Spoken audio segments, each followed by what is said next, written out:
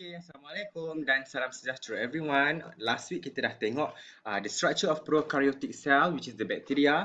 Kita dah tengok pula eukaryotic cells punya structure and kita fokus kepada dua sel saja iaitu animal and plant cell. Kita dah compare and contrast the organelles yang ada di dalam prokaryotic cell dengan eukaryotic cell dan kita juga dah tengoklah dalam plant cell apa organelle yang ada, apa organelle yang tak ada dekat animal cells. Yang tu you baca balik and ketahuilah perkara itu. Dan kemudian kita dah tengok juga into quite a lot of details the tissues. Okay, daripada satu sel yang sama, dia berjumpa dengan satu sel yang sama, dia akan arrange together to form tissue. Bila dia dah jadi tissue, barulah dengan combination of other tissue, dia akan form organ dan sebagainya. So, kita dah pergi agak detail epithelial tissue, muscle tissue, and then we have gone to the connective tissue and juga blood. Alright? Untuk PSPM dah keluar dah hari tu mengenai muscle tissues, tetapi jangan abaikanlah, just fokus pada maybe lah topik lain lah which is part tissue yang lain, tetapi jangan abaikan. Okay, so last week kita dah tengok banyak pasal animal cells, cuma this week kita nak tengok pasal plant cells pula. Plant cell ni dia sangat-sangat direct lah berbanding dengan animal cell. Okay, sebelum saya pergi go into more detail, saya nak ajar sikit pasal the concept of stem cells. Pernah dengar tak stem cells? Kan kadang-kadang dalam TV dia kata apa, minuman ini mengandungi stem cell untuk rawatan kecantikan, untuk kehidupan yang lebih sejahtera, untuk kulit yang lebih anjal. So, apa bendanya stem cells tu? Okay, before we got to see any of the cell organ in our body, they were all originated from a cell called stem cell. Daripada, okay, let's say sel kulit itu asal usulnya adalah daripada stem cell. Okay, tak kisahlah what kind of cell that you know. Liver cell, hepatocytes. Lagi apa? Intestinal cell. Then you have the cardiomyocytes. Okay, the skeletal muscle cell tu. Semua tu asal usulnya daripada satu sel yang dipanggil stem cell. Okay, just so that we know lah, red blood cell, skin cell. Okay, mereka ini diorang telah berubah ke bentuk yang paling hujung lah. We call it terminally differentiated cell. Dia telah berubah kepada bentuknya yang last sekali. Okay, terminal means yang penghujung.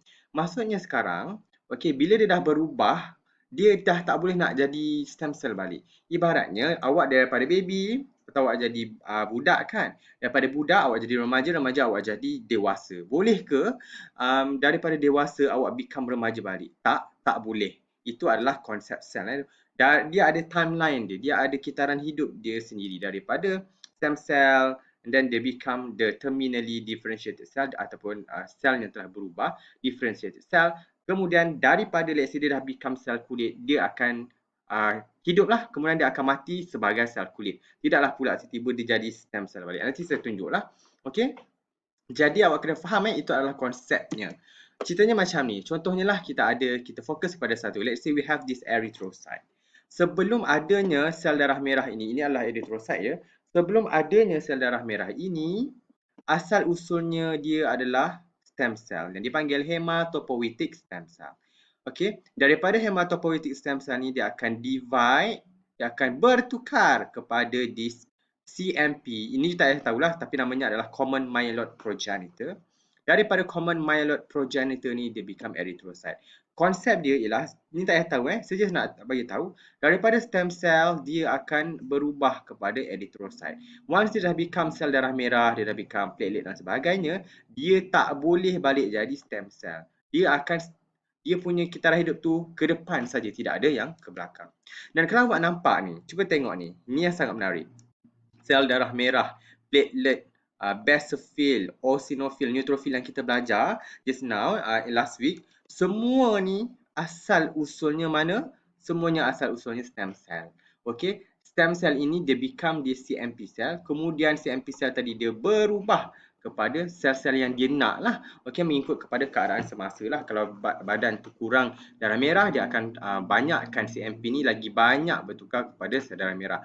Kalau badan kurang sel darah putih, CMP ni dia bertukar, dia change, dia akan differentiate kepada let's say neutrophil. Okay, maksudnya all these cell ni asal usulnya daripada this stem cell. Okay, dan kalau kamu perasan, sebab macam ni, hematopoietic stem cell ni tiba-tiba dia ada anak panah ke belakang. Macam pelik. Okay, ini menunjukkan Basically, stem cell ini bila dia undergo cell division, dia akan divide kepada dua sel. Satu dia akan become stem cell, satu lagi sel itu dia dah tak jadi stem cell, dia jadi sel lain. Okay, this cell yang lain ini, okay, this another cell ni, dialah satu-satunya yang akan berubah, let's say, kepada this sel darah merah, sel darah putih, sel darah the platelet dan sebagainya.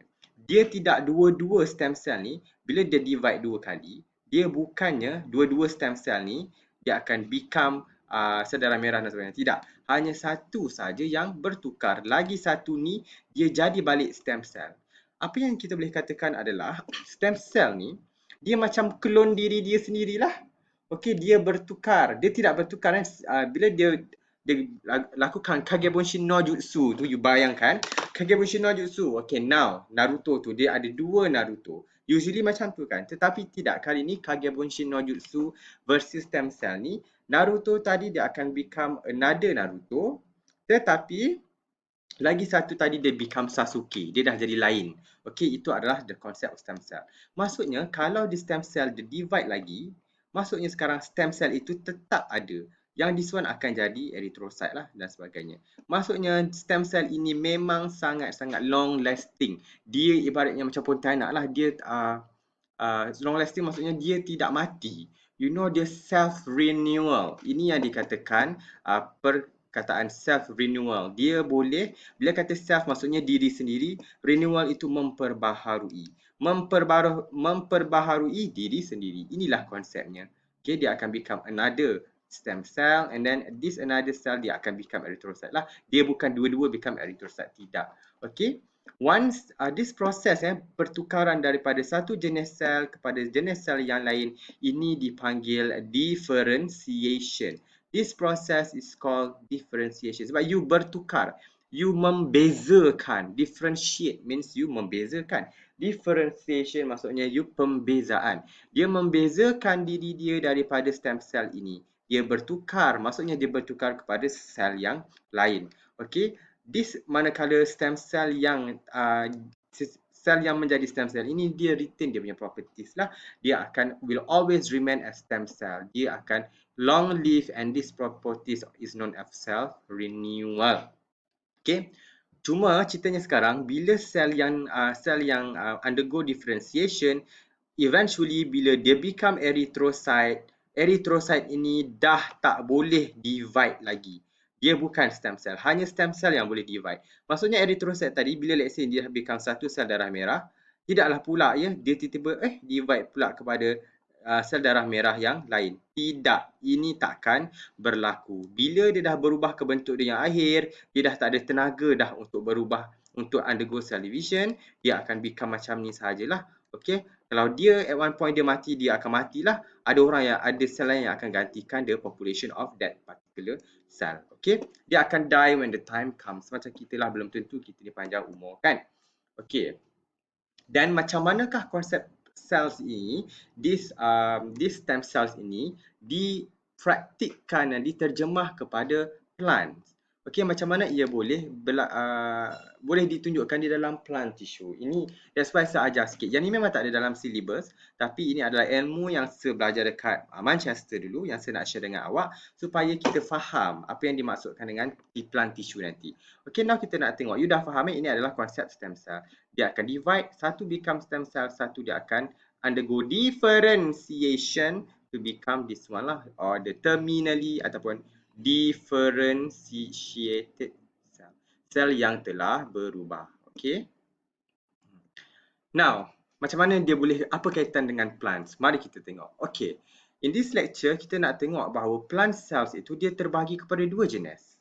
Satu meristematic tissues, satu permanent tissues. Bila kata permanent tissues, maksudnya dia adalah tisu kekal, dia tidak berubah. Bila kata kekal, dia tidak berubah. Tetapi kenapa sebuah anak panah meristematic tissues ni dia macam anak panah ke permanent? Cuba tengok perkataan meristemic tissues ni. Cuba you tengok perkataan ni. Ada perkataan apa kat sini? Stem, betul tak? Inilah dia stem cell dalam plant. Okay. Plant daripada satu stem cells dia akan divide, daripada stem cells dia akan divide dan differentiate kepada permanent tissues. From meristemic tissues dia akan divide and change kepada permanent tissues lah. And in this case untuk permanent tissues dia ada 3 tetapi syllabus hanya ajar 2. Ground tissues dan juga vascular tissues. Okay. First kita nak tengok dulu meristemic tissues. Okay, apa itu meristemic tissues? Ada 2 jenis meristem tissue, apical meristems dan juga lateral meristems. Bila kata apical, stand daripada perkataan apex. Apex means hujung. Dia ada di hujung mana? Basically dia ada dekat hujung pucuk dan ia juga berada, kalau kita lukis plan saya memang pelukis tersohor Labuan. Ni adalah pokok. Ini adalah pokok. Maafkan saya lukisan saya memang auzubillah. Ini adalah pokok. Ini adalah tanah. Ini adalah akar dia. The apical meristem from the words apex, which is hujung, maksudnya dia berada dekat hujung sini. Dekat atas. Tapi awak tengok, ada berapa hujung pelan ni? Dia ada 2 hujung. Satu atas, satu bawah. Maksudnya sekarang another apical meristem terletak dekat mana agak-agak? Hujung akar. Okay, apical meristem juga terletak dekat hujung akar. Basically, apa yang berlaku ialah this apical meristems dia akan divide, dia akan menyebabkan pokok itu makin lama makin tinggi. Nanti saya tunjuk macam mana boleh tinggi. Manakala this another apical meristem dekat akar, dialah puncanya akar itu boleh menjalar sampai ke bawah. Bukan menjalang menjalar. Okay, please. Kemudian, bila plant tu makin lama makin tinggi, dia tak stable lah kalau badan dia ini tidak besar. Jadi, siapakah yang responsible kepada pembesaran ukur lilit batang pokok itu? Lateral meristem. Lateral meristem tadi dia akan menyebabkan, dia berada di tepi. Bila kata lateral means tepi, dia akan menyebabkan daripada plant itu dia akan divide. Bila sel itu divide banyak-banyak, dia akan tinggalkan dekat dalam dia punya sel. Jadi plant itu akan start melebar. Daripada besar ini, now dia dah jadi besar like this lah. Disebabkan adanya division. Nanti saya akan tunjuk gambar. Macam kita lah. Bila makan banyak-banyak, benda masuk dalam badan kita, kita tak exercise, memang kita dapat badan kita selambar. Jadi itu yang kita tak nak. Alright, ini adalah key point untuk pemotongan plant. Kalau dia dikata, kalau kita ambil leaf, kita cross section, inilah rupa dia. Kalau kita ambil batang, kita cross section means kita ke atas rentas. Kemudian kita tengok dia punya batang kat sini. Kita tengok dia punya batang kat sini. You tengok akan nampak bulat macam ni lah. Kalau you ambil akar, and then you kerat dua, you tengok daripada atas akar tu, you boleh nampak macam ni rupa dia. Tetapi you have to see this under microscope. Alright. Ni video apa cuba tengok video ini. Saya pun lupa saya tak video apa. Mari kita tengok. I think this is the plant growth yang sangat menarik. Cuba awak tengok. Awak abaikan perkataan-perkataan itu. Sorry. Awak hanya fokus kepada pokok itu. Awak tengok akar dia. Awak tengok dia punya pucuk tu. Yang apa yang dia tulis ni saya tengok. Awak tengok je. Macam mana akar itu grow. You boleh nampak. Ini akar dia start to grow slowly towards the water, towards the gravitophysium. Dan awak boleh nampak sini, dia punya akar tu, dia macam yang depan tu yang menjalar. Lepas tu yang belakang tu makin lama makin besar. Tiba-tiba ada dia mencapah macam ni. Ini akar tunjang Lepas tu tiba-tiba akar dia makin lama makin like this. You boleh nampak hujung. Cuba tengok. Hujung tu yang bergerak. Yang belakang itu macam dia stay saja. Pada masa yang sama, dah start lah batang ni tumbuh kan. Now you tengok dekat atas ni. Bila batang dia tumbuh, what you can see adalah plant itu makin lama makin tinggi. Dan you boleh nampak yang bertambah dia punya in term of this, you boleh nampak dekat sini pula akar tu makin lama makin ke sini, tetapi pokok tu makin lama makin tinggi.